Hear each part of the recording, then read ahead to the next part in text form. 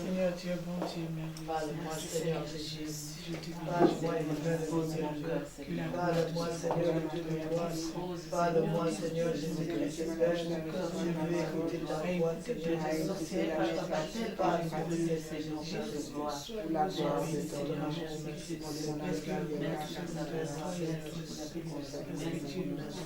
Merci pour la nourriture, Seigneur. Père de gloire, Père de bonté, le moment est venu, nous voulons t'écouter. Seigneur, parle-nous. Que je sois un simple instrument que tu vas utiliser. Amen. Que ton sang nous coupe. Cher Saint-Esprit, prends le contrôle de toutes choses. Au nom de Jésus, nous avons prié. Amen. Amen. Amen. Amen. Alors, l'adoration d'aujourd'hui a pour thème le temps de Dieu. Alléluia. Vous savez, je me rappelle quand nous étions au Congo, quand on a commencé avec le ministère, parce que moi j'ai commencé directement au ministère, je ne connais pas grand-chose de l'église. Alors, il y a beaucoup de gens, quand ils venaient comme ça, dès que quelqu'un lit comme ça, il vient et me dit, oh, je connais ça. Alléluia. Je connais, oh, qu'est-ce que... Il faut faire très attention. Dieu, non, peut utiliser le même terme, mais pour un autre objectif. Il parle peut-être à une personne, pas à toi. Peut-être toi, pour toi, mais il a trouvé une personne à qui il veut parler. Mais laisse. Toi, assure-toi, reste tranquille. Alléluia. L'expérience que j'ai, c'est quoi? Quand tu écoutes le même thème 2 fois, tu auras d'autres révélations que tu n'avais pas. Amen. Alléluia. Amen. Donc aujourd'hui, le thème c'est le temps de Dieu. Alléluia. Amen. Il faut attendre le temps de Dieu. Le temps de Dieu peut durer. Il peut durer 1 mois. Il peut durer 2 ans. Il peut durer 10 ans. Il peut durer 20 ans. Il peut durer 50 ans. Il peut durer 400 ans. Mais il faut attendre le temps de Dieu. Alléluia. Amen. Parce que Dieu sait, il connaît le temps de Dieu, le temps qu'il a prévu depuis qu'il t'a promis quelque chose jusqu'à quand ça va s'accomplir. Il connaît lui-même le temps là. Il peut utiliser une personne pour te donner une information, pour venir te dire, Dieu m'a dit qu'il t'a guéri de la maladie. Alléluia. Tu ne vas pas te réveiller comme ça, tu es guéri. Pas forcément. Ça peut durer, mais attends le temps là. Amen. Alléluia. Amen. Donc, Dieu peut te dire, il t'a donné le travail. C'est bon. Mais il y a un temps entre le moment qu'il a dit, il t'a donné le travail, et le moment que tu vas vivre le travail. Alléluia. Entre ce temps-là, il y aura des combats. Il y aura des humiliations parfois. Ou il y aura même des menaces de mort. Il y aura des obstacles. Mais qu'à cela ne tienne toi à temps. Alléluia. Attends. Vous pouvez arriver ensemble au combat le même jour. Mais l'autre se marie. L'autre a le travail. Et toi, tu n'as rien. Attends. Tu ne sais pas pourquoi. Alléluia. Alléluia. Il faut attendre. Donc le temps de Dieu ne dépend pas de tes prières. Beaucoup de gens échouent parce qu'ils disent, oh, j'ai tellement prié. Bon, ça ne vient pas. Il faut continuer à attendre. Parce que Dieu, il ne mange jamais. Quand il dit, il va te donner ça, il va te donner. Mais la seule chose, c'est que il Il faut que d'abord, il faut que tu puisses avoir la foi, dire que je vais avoir ça. Vous savez quoi? Même les païens qui ont la foi, non, vivent des choses plus que nous. Même les gens qui ne prient pas comme nous, mais qui ont la foi, ils vivent des choses comme nous. Alléluia. Je vais vous donner un témoignage. On était avec ma femme au début de ma marche avec Jésus. Je ne connaissais pas grand-chose. Mais Dieu m'avait montré que notre enfant, qui avait dépassé l'âge de marcher en titubant, il tombait, elle marchait et tombait. Mais quand nous sommes allés voir les médecins ont dit, l'enfant là ne pourra ni marcher ni parler. Parce que la liaison entre le cerveau et ses parties n'existe pas. Ma femme est là. Je lui ai dit, chérie, l'enfant là va marcher. Pourquoi? Parce que non, j'avais d'abord la foi. Hein? Et puis ensuite, je croyais à la vision là. Alléluia. Et pour moi, quand l'enfant allait marcher, je ne savais pas, mais pour moi, je me disais que l'enfant là va marcher. Alléluia. Amen. Mais c'était terrible. Mais un jour, l'enfant a fini par marcher. Amen. Amen, amen, amen. Alléluia. Alléluia. Donc toi, attends le temps de Dieu. Tu peux aller chez le médecin. On te dit, la maladie là, on ne guérit jamais. Mais si Dieu t'a dit qu'il t'a guéri, il va te guérir. Mais il y a un temps. Alléluia. Le temps là, il te pousse tellement à le chercher.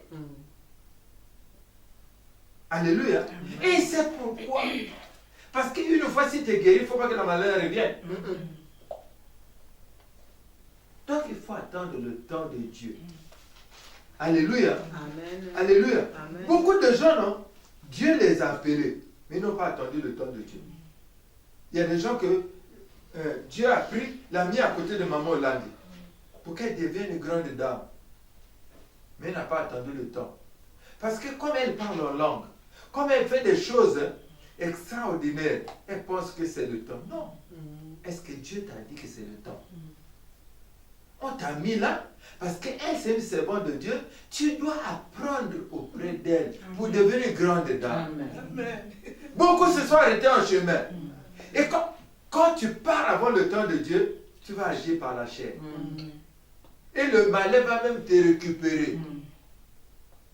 Alléluia. Amen. Il y a beaucoup de femmes, par exemple, mariées, mais pas d'enfants. Parfois, elles prient. Dieu a dit, tu auras un enfant. Mais la pression de la famille, du mari. Tellement qu'il y a la pression. Tellement que les gens qui se moquent d'elle. Oh, tu t'es marié, où est l'enfant? Tout cela. Alors, malgré la prière, malgré les promesses de Dieu, les anciens amis là toujours ensemble avec, ils vont dire, mais comme c'est comme ça, tu vois seulement le monsieur là, il donne les enfants. Tu auras un enfant, mais quel enfant? Ce n'est pas l'enfant de Dieu. Alléluia. Le temps de Dieu, il faut attendre le temps de Dieu. Alléluia. Regardez un peu dans Exode 2, à partir du 10e verset. C'est concernant Moïse. Vous savez, quand Dieu t'a appelé, non? Quand Dieu t'a appelé, hein? Ça dit que même s'il n'a pas encore dit que je vais faire de toi ceci, il y a quelque chose en toi qui te pousse. Hein? C'est un peu ce que Moïse avait. Donc, ça poussait déjà. Alors que Dieu attendait, il voulait d'abord l'envoyer à l'école là-bas. Après, là-bas, il allait le rencontrer. Et puis ensuite, il allait l'envoyer en mission. Mais comme ça bouillonnait déjà, je vais lire ce qui s'est passé. Exode 2, à partir du 10e verset. Quand il eut grandi, 11e verset. En ce temps-là, Moïse, devenu grand, se rendit vers ses frères et fut témoin de leurs pénibles travaux. Il vit un Égyptien qui frappait un Hébreu d'entre ses frères. Il regarda de côté et d'autre. Et voyant qu'il n'y avait personne, il tua l'Égyptien et le cacha dans le sable. Alléluia. Amen. Alléluia. Pourquoi il a fait? Mais parce que ce n'était pas encore le temps de Dieu. Alléluia. Si c'était le temps de Dieu, Dieu allait donner la sagesse et l'intelligence pour faire, pour agir. Quand ce n'est pas le temps de Dieu, c'est la chair. Quand ce n'est pas le temps de Dieu, c'est difficile d'arriver, d'obtenir la promesse que Dieu a faite. Beaucoup, nous sommes là à cause de ça. Alléluia. Le temps de Dieu. Le temps de Dieu. Dieu sait qu'il te faut, et puis ça varie, le temps varie selon la mission qu'il veut te confier. Alléluia. Et puis le temps va varier aussi de quelle famille tu sors. Tu as quel genre de condamnation. Alléluia. Donc, si tu n'attends pas le temps de Dieu, tu regardes le temps qui passe. Ne regarde pas le temps. Toi, accroche-toi seulement à Dieu. Cherche Dieu. Toi, tout ce que tu peux faire, c'est seulement chercher Dieu. Alléluia. C'est chercher Dieu. Alléluia. Parce qu'il y aura des obstacles sur le chemin. Il y aura des humiliations. Alléluia. Il y aura beaucoup de choses. Toi, il faut attendre le temps de Dieu. Si tu attends le temps de Dieu, quand le temps de Dieu va arriver, tu verras. Amen. Amen. Amen. Amen. Si tu n'attends pas le temps de Dieu, tu vas te retrouver avec Ismaël entre les mains, au lieu d'Isaac. Alléluia. C'est le cas d'Abraham. Pourtant, Dieu avait promis à Abraham un enfant. Est-ce qu'il avait dit qu'Abraham aille avec Agar? Non. Abraham avait sa femme. Mais comme ça commençait à durer, alléluia, il écoutait là, il ne fallait pas écouter. Il n'a pas pris autorité sur sa femme. Beaucoup ici se trouvent dans des situations comme ça. Alléluia. Amen. Alléluia. Donc c'est la sœur qui va dire, ou bien c'est la personne qui va dire, oh, mais tu es une belle femme. Mais tu vois un peu l'homme là, vraiment, est-ce qu'il te convient? Tu ne vois pas que, tu vois pas qu'il a des moyens. Tu vois, mais tu ne sais pas où tu vas tomber. Est-ce que c'est là la place que Dieu... Tu vois? Donc, et pourtant, Dieu avait promis à Abraham un enfant. Mais l'enfant qu'il avait promis, c'est avec Sarah, sa femme. Avec Sarai en ce temps-là. Alléluia. Donc il fallait absolument le temps de Dieu, le temps que Dieu arrive pour changer Abraham à Abraham, et le temps que Dieu change Sarai en Sarah. Amen. Alléluia. Amen. Alléluia. Amen. Il faut le temps là. Il faut attendre le temps là. Nous échouons à cause de ça. À cause de ça. Quand on est... vous savez, quand ce n'est pas le temps de Dieu, tu es obligé de forcer. Il y a beaucoup de gens, Dieu a dit tu seras un grand commerçant.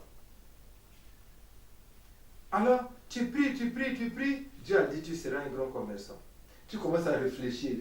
Tu dis, comme c'est comme ça, je vais seulement m'endetter. Est-ce que tu as prié, Dieu t'a dit va t'endetter? Tu vas t'endetter. Tu prends 1 million. Tu dis, les gens vont à Dubaï, tu vas. Est-ce que Dieu t'a dit c'est à Dubaï?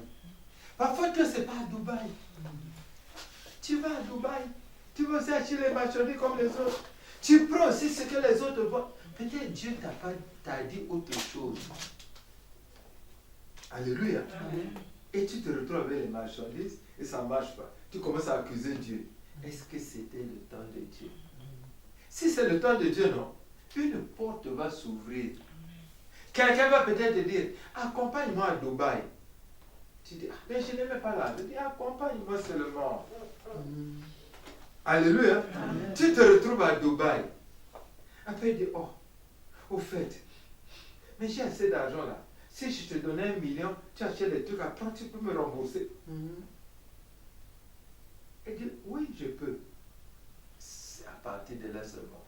Tu achètes seulement pour 1 million, tu viens, au lieu de vendre 2 millions, tu vends 4 millions. Tu rends 1 million, tu te retrouves avec 3 millions. Et quand tu vas aller seul à Dubaï, alors tu deviens riche. Amen. Parce que quand c'est le temps de Dieu, il va ouvrir les portes. C'est pas toi. Alléluia. Amen. Le temps de Dieu, il faut attendre le temps de Dieu, maman. Il faut attendre le temps de Dieu. Quand Dieu te promet, il faut s'attendre à des combats. Dans la marche, cherche Dieu.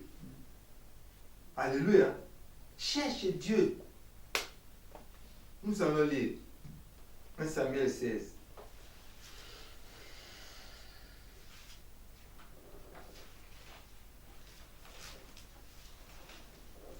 Samuel 16. Nous allons lire seulement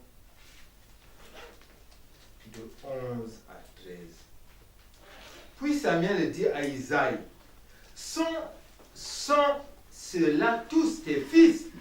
Et il répondit, il reste encore le plus jeune, mais il fait paître les brebis. Alors Samuel dit à Isaïe, on va le chercher car nous ne nous placerons pas avant qu'il ne soit venu ici. Isaïe l'envoya chercher. Or, il était blond, avec de beaux yeux et une belle figure. L'Éternel dit à Samuel, lève-toi, oins-le, car c'est lui. Alléluia. Alléluia. Représentez-vous. Un homme qui est dans la brousse, qui garde les brebis, quand on prend ou un roi, il arrive comme ça, il va être roi. Vous êtes sûr que les gens vont dire bravo. Alléluia. Mais qui a fait qu'il soit dans la brousse là-bas en train de perdre les brebis? Alléluia.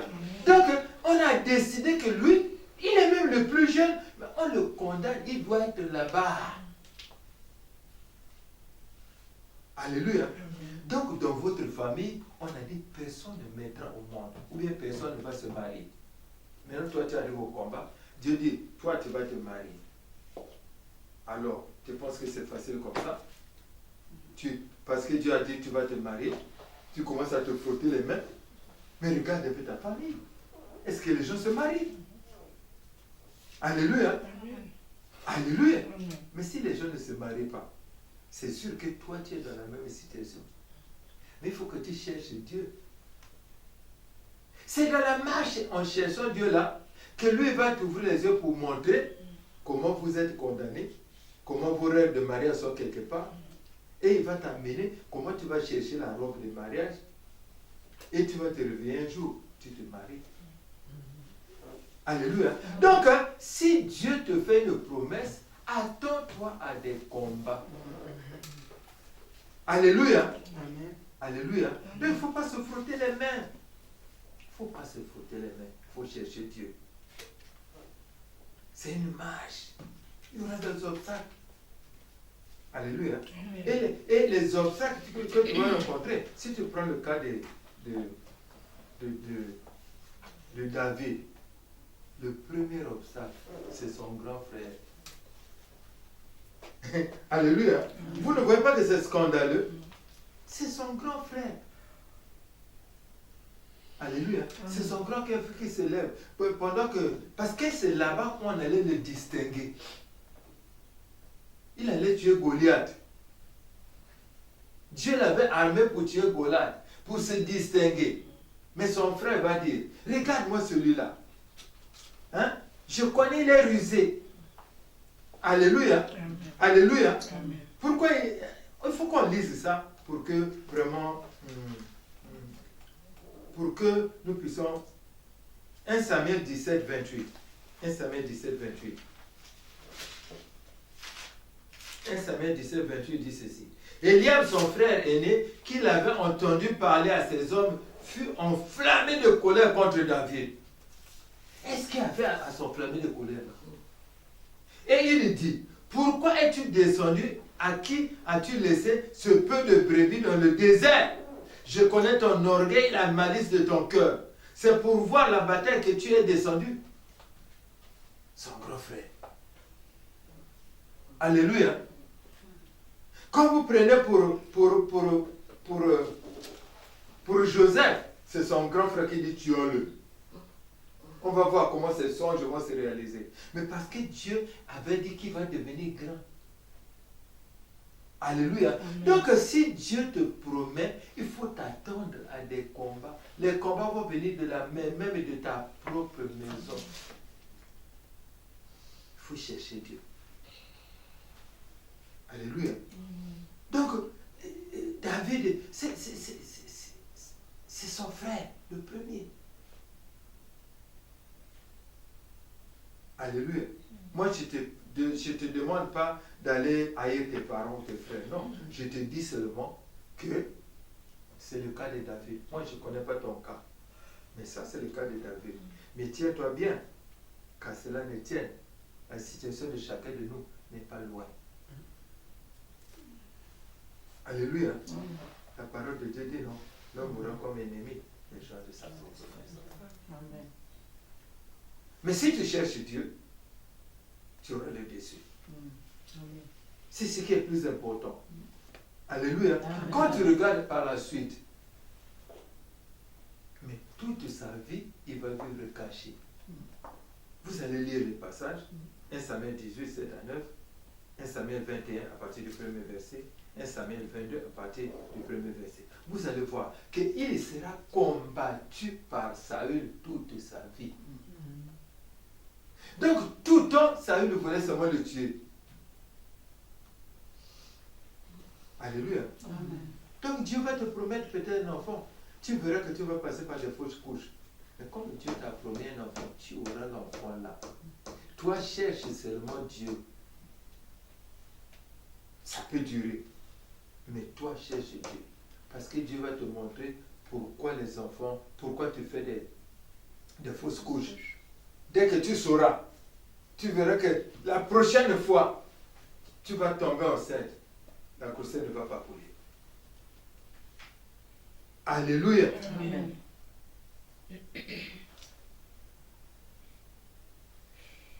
Je ne suis pas venu vous enseigner, mais je veux seulement qu'on fasse l'échange d'expérience. Parce que moi aussi, j'ai vécu des choses et je voudrais partager avec vous. Je ne sais pas ce que tu es en train de vivre. Amen. Amen. Je ne sais pas, mais on va partager ce que j'ai comme expérience. Alléluia. Amen. J'étais avec ma femme en Allemagne. Ça se passe, je crois, en 1991. Nous, on priait à l'église catholique. Moi, j'avais vraiment envie de servir Dieu. Je lisais la Bible à l'église catholique. Donc, je lisais la Bible. Donc, je cherchais comment je dois servir Dieu. Et je commençais à lire la Bible. Après, avec ma femme, on découvre l'église de réveil et on commence à servir Dieu avec notre argent. Nous sommes arrivés, il y avait un problème de salle. Alors, il fallait payer, je crois, 400, combien là? La salle. On s'est regardé avec ma femme, on dit, nous on va payer. On a dit aux gens là, nous on paye la salle. Les gens nous ont regardés. C'est comme la salle qu'on avait là.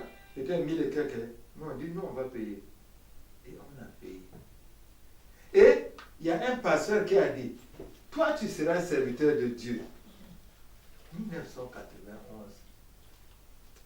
Est-ce que pour moi ça passait même dans la tête? Je me suis rappelé de ça quand je suis seulement à Brazzaville. Quand j'ai commencé à prêcher, et Dieu m'a ouvert les yeux pour voir, c'était en 1991. Et c'était peut-être pas la première fois, mais Dieu m'a rappelé là, j'étais à Brazzaville. Moi, j'étais à Brazzaville avec ma femme. Aucun jour, j'avais pris le micro pour prêcher. Et Dieu avait dit que je devrais servir Dieu. Alléluia. Amen.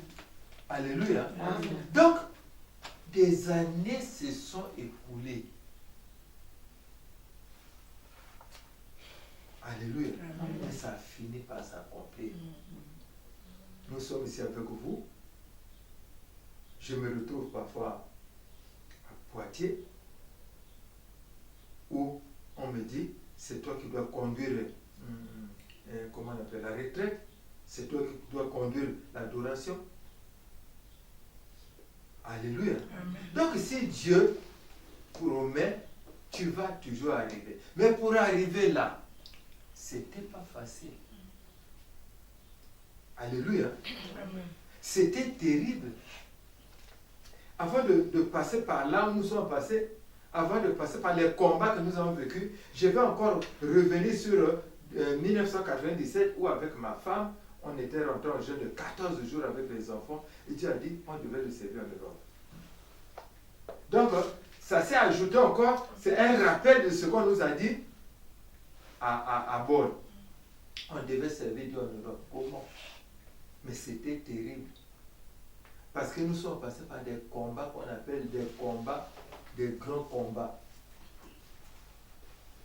Moi, j'étais diplomate, je suis rentré, nous, on avait une voiture, on avait tout à la maison, il ne nous manquait rien. Mais petit à petit, on a commencé à tout perdre. On a perdu la voiture, on a perdu les caméras, on a perdu les vidéos, on a perdu tout ce qu'on avait. On a tout perdu. Ma femme avait des habits, des super wax, des quoi. Elle a commencé à vendre, elle a commencé à vendre. Elle s'est retrouvée avec un seul pagne. Et elle avait une blouse, l'enfant, en repassant, a brûlé la blouse. Donc elle prenait un pagne qu'elle fermait pour qu'on ne voit pas. Alléluia. Amen.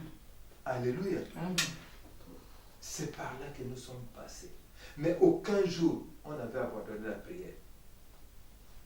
Alléluia. Donc chaque fin de mois, quand c'était le jour de la paye, quand je prends mon salaire, au moment où je rentre à la maison, je rencontre ma femme qui a l'enfant ici, qui a fait le palu et qui amène à l'hôpital. Donc, au lieu d'aller à la maison avec l'argent pour manger, on va à l'hôpital, on achète les médicaments. Après, l'enfant, c'est ma femme. Après, ma femme, c'est moi. Après, c'est un autre enfant. Après, et puis, on n'a plus d'argent. On est obligé de rentrer dans les dettes, de s'endetter. Et à la fin du mois, on se retrouve, on n'a pas d'argent. Mais, quand cela ne tient, tous les jours, nous étions à la prière. Alléluia. On continue à chercher Dieu. Moi, je vais vous dire une chose. Dans ma famille, non, personne n'est parti à l'école. J'ai mes grandes sœurs. J'ai 2 grandes sœurs et une qui est décédée. Aucune d'elles n'a été à l'école. Et j'ai mes frères et moi. Avec mes frères, nous sommes allés à l'école. Tous, ils n'ont pas réussi. Ils n'ont pas pu ils n'ont pas pu passer le CP2. Et j'ai mon petit frère, le dernier, il était logé chez un maître qui nous aimait tellement, a pris mon petit frère dans sa maison. Il y avait son petit frère et mon petit frère ensemble, mais son petit frère a réussi, mais mon petit frère n'a pas pu franchir le CP2. Alors, tu sors d'une famille comme ça, tu penses que c'est facile? Et dans ma famille, personne ne connaît Dieu. Maintenant, toi, tu vas sortir, tu arrives, tu es serviteur de Dieu, tu penses que c'est facile. Alléluia. Il faut attendre le temps de Dieu. Le temps de Dieu finira toujours par arriver. Quels que soient les combats, quelles que soient les humiliations, le temps de Dieu finira toujours par arriver. Alléluia. Donc, de 1991, on passe à 1997. Rien. Donc, Dieu nous parle en 1997. 98 passe. 99 passe. 2000 passe. Rien. Aucune lueur d'espoir.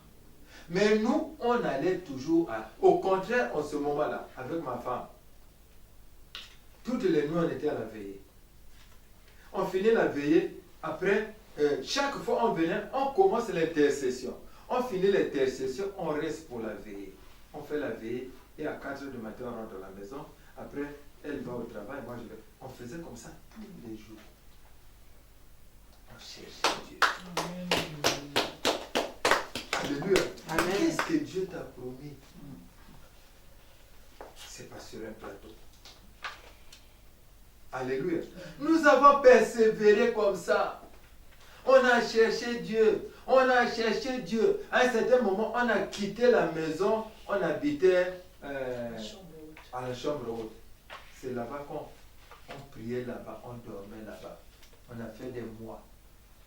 Peut-être même une année. Mais ça n'a pas bougé.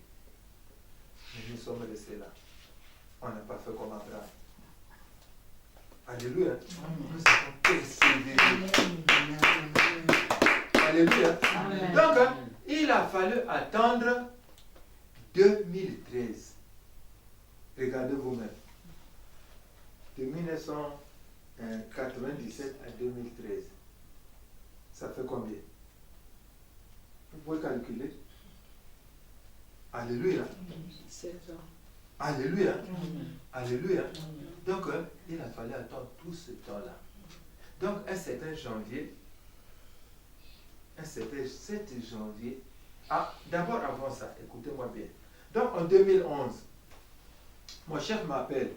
Il dit, toi, tu ne vas pas passer directeur parce que toi, tu dois aller à l'étranger. Alors, propose-nous un directeur et propose-nous quelqu'un qui va te remplacer. J'ai fait des propositions pour les gens là. Il a dit, toi, tu vas voyager. Alors, on fait la liste. Les notes d'affectation sortent, mon nom n'est pas. Après, une soeur qui était avec moi est partie voir, dit, mais comment notre frère là? Après, il me rencontre dans le couloir. Il dit, tu voyages quand? J'ai dit, mais je ne suis pas. Il dit, comment ça?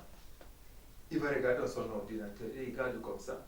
Mon nom était là. Mais il a tiré tous les textes sauf le mien.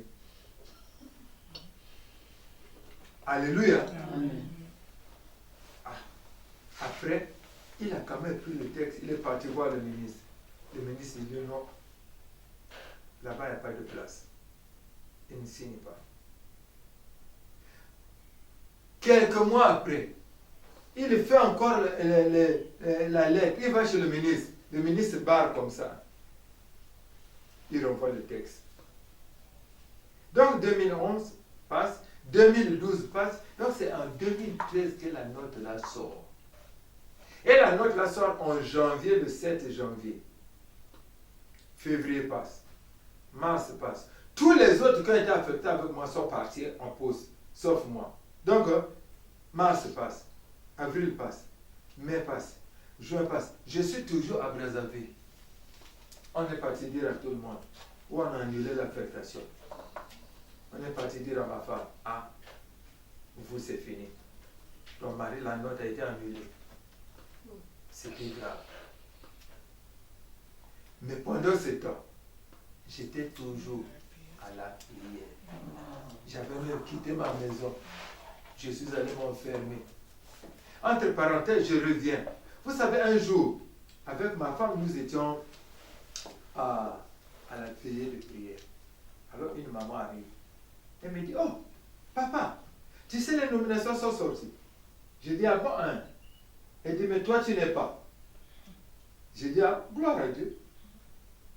Je suis resté là, j'ai fait la veillée, j'ai prié comme si rien n'était, et puis je suis rentré à la maison. Je n'ai pas accusé Dieu. Alléluia. Vous savez quoi? Que si l'autre, non, si l'autre, Dieu a fait pour l'autre, non, adore Dieu. Que cette situation-là ne te préoccupe pas. Que cette situation-là te change, te pousse à changer ta manière de prier, ta manière de chercher Dieu. Non. Alléluia. Parce que chacun de nous a son jour. Ton jour sera peut-être meilleur que celui de l'autre. Alléluia. Alléluia. Ça n'a pas changé mon humeur. Ça n'a pas changé ma façon de prier. Avec ma femme, nous avons continué à chercher Dieu jusque... Et là, ça s'est passé en 2006. Hein? Donc 2007, 2008, 2009, 2010, 2011, 2012, 2013. Donc 7 ans après. 8 ans après. 7 ans après. C'est 7 ans après que la note va sortir. Et vous voyez que, bien que la note est sortie, je ne suis pas parti parce que la personne que je vais remplacer est toujours là. Vous savez qu'en Belgique, si quelqu'un est là, tu dois venir le remplacer, il faut qu'il remette les documents à l'administration, sinon tu ne viens pas. On ne te donne pas de visa. C'est comme ça que ça s'est passé. Mais moi, j'ai forcé. Je suis arrivé quand même en septembre. J'arrive. En fait, mois de septembre, j'arrive. L'ambassadeur me reçoit. Il me dit, qu'est-ce que tu es venu chercher? J'ai dit, mais je suis venu prendre mon poste. Il dit, si tu as eu le visa. J'ai dit non. Il dit, je ne te donne pas la note. Moi, j'ai dit, ok. Le collègue qui m'avait reçu avait donné une chambre. Je suis allé m'enfermer dans la chambre. J'ai commencé à envoyer les missiles. J'ai commencé à envoyer les missiles. J'ai commencé à envoyer les missiles. Vous savez, si c'est le jour, non, tu ne vas pas forcer. Toi, cherche Dieu. Parce que c'est Dieu qui va faire, ce n'est pas toi. Alléluia. Amen. 2 jours ne se sont pas écoulés à Brazzaville. Il y a eu une réunion extraordinaire. Le secrétaire général écrit à l'ambassadeur et dit, je vous ordonne, je vous demande de prendre les dispositions pour permettre à M. Bouleko de prendre son service.